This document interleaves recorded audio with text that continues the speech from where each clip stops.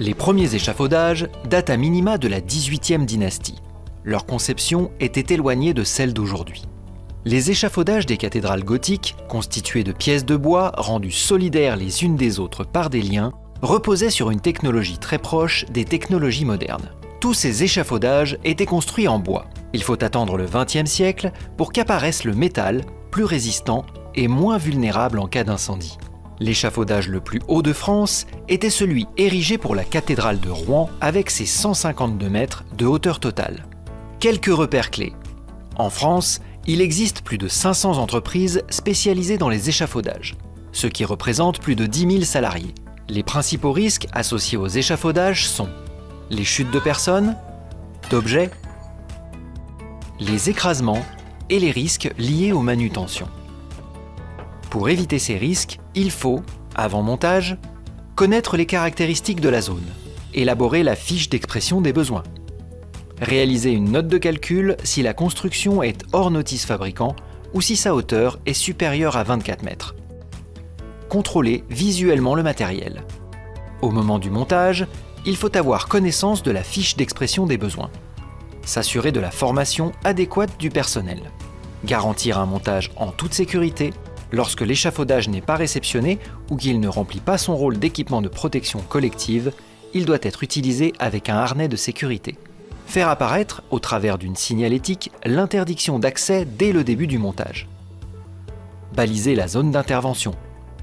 Favoriser la manutention mécanisée. Sécuriser le stockage du matériel en attente de montage.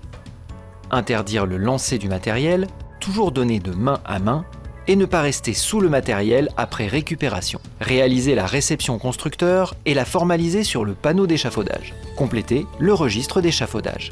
Avant la mise à disposition, il faut réaliser l'examen de montage et de l'installation par le constructeur. Réaliser l'examen d'adéquation par le demandeur.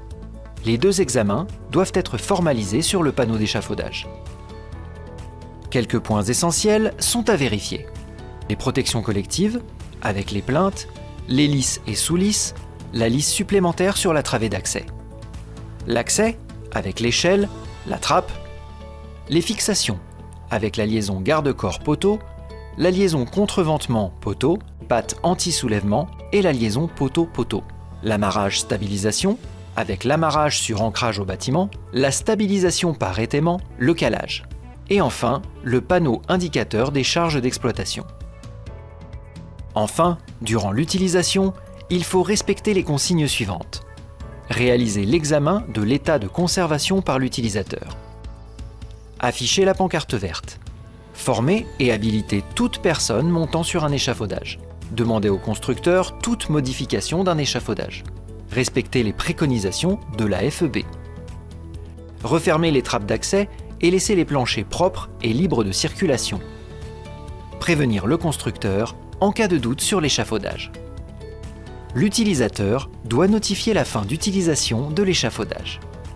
Ainsi, lors du démontage, il faudra interdire l'accès à l'échafaudage, retirer la pancarte verte, appliquer les mêmes règles qu'au montage, contrôler visuellement le matériel et stocker le matériel.